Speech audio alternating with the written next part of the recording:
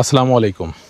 আমি আছি এখন হচ্ছে অভয়নগর উপজেলার ঠিক যশোরের শেষ সীমানা, যার পরে হচ্ছে খুলনা জেলা শুরু। এটা হচ্ছে অভয়নগর উপজেলার নলাপাড়া গ্রামে।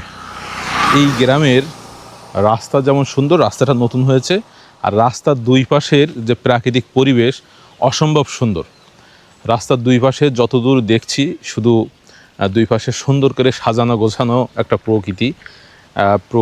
প্রকৃতির যে গাছপালা, সেই গাছপালাগুলো দেখলে আসলে চোখ জুড়িয়ে যাওয়ার মতন, এত সুন্দর গাছ। এই দেখেন এখানে একটা কৃষ্ণচূড়া গাছ আছে, কৃষ্ণচূড়া কি সুন্দর ফুল ফুটে আছে। আর এখানে একটা বড় একটা গাছ, এটাও কৃষ্ণচূড়া গাছ, অনেক বয়স্ক একটা কৃষ্ণচূড়া গাছ। এটা প্রথমে দেখে বুঝতে পারিনি, দেখেন কত বড় একটা কৃষ্ণচূড়া গাছ এটাই। আর হচ্ছে এখানে ঠিক এই সাইডে অভয়নগর উপজেলা, ঠিক ওই পাশেই এখানে একেবারে বিলের পর বিল, বড় বিল, এখানে শুধু ধান চাষ করা হয়। আর এই রাস্তার দুই সাইডে অসম্ভব পরিমাণের গাছপালা আছে, যা দেখে খুব ভালো লাগছে। এটা হচ্ছে সিদ্ধিপাশা থেকে সোজা হচ্ছে সিদ্ধিপাশা যে সোনাতলা ঘাট আছে, ওই ঘাট দিয়ে পেরুলি যে বাজার, ওই বাজারে চলে গেছে এই রাস্তাটা। এত সুন্দর এই রাস্তা দেখে আসলে খুবই ভালো লাগছে।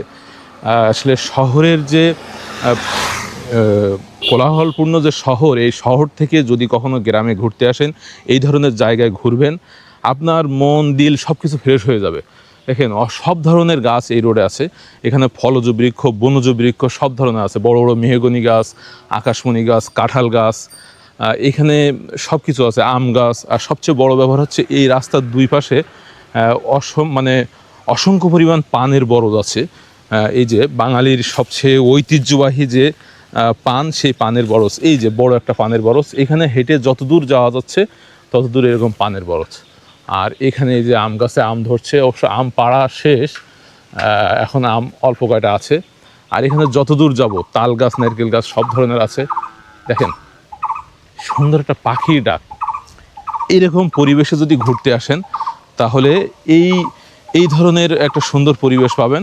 দেখেন এই যে আতা গাছও এখানে আছে, আতা গাছ ছোট কিন্তু এখানে আতা হয়নি।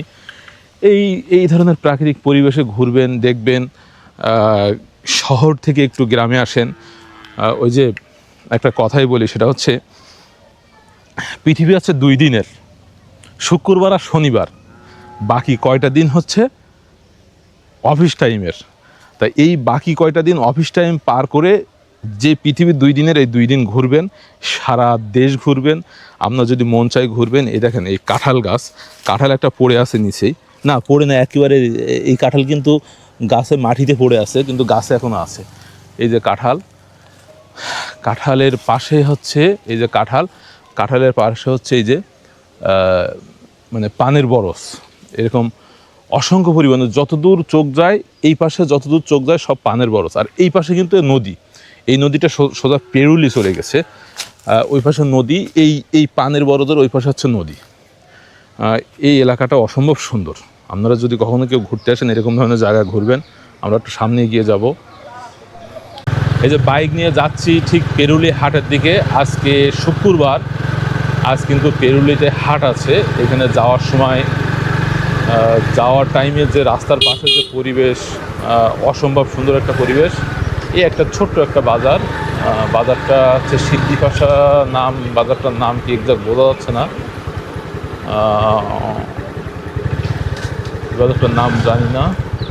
এটা জয়াবাদ বাজার, এটারে বলে জয়াবাদ বাজার।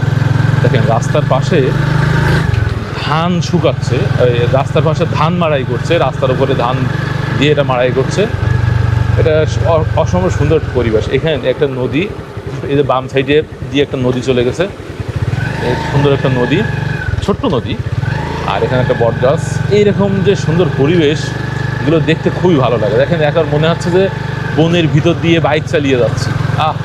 কি সুন্দর গাছ, এই যে প্রাকৃতিক পরিবেশ, এইগুলো যারা উপভোগ করে না তাদের জীবনটা আসলে ব্যর্থ। এত সুন্দর পরিবেশ আপনি উপভোগ যদি না করতে চান, উপভোগ যদি না করেন, তাহলে আপনার জীবনটা যেন একটা পরিপূর্ণ আকারের একটা জীবন হলো না। দেখেন এই গ্রামের ভিতর ঘুরলে কিছু এক্সপিরিয়েন্স হয়। সেটা হচ্ছে গ্রামের মানুষগুলো কত সহজ সরল, গ্রামের মানুষগুলো কত পরিশ্রমী, এই গ্রামে ঘুরলে দেখা যায়। দেখেন যতদূর যাচ্ছি শুধু গাছ আর গাছ। দেখেন এত সুন্দর একটা রোড।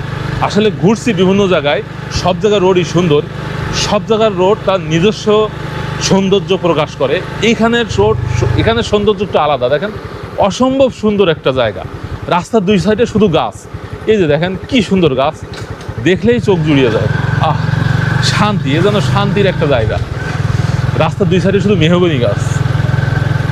দেখেন এই যে চাচাও বস্তা ওঠাচ্ছে মাথায়। আঁকা বাঁকা রাস্তা, জিগজ্যাগ রাস্তা, একেবারে সাপের মতন রাস্তা। এখানে রাস্তাটা কিন্তু এই বছর মনে হচ্ছে নতুন করেছে। এই রাস্তায় বাইক চালাতেও মজা লাগে।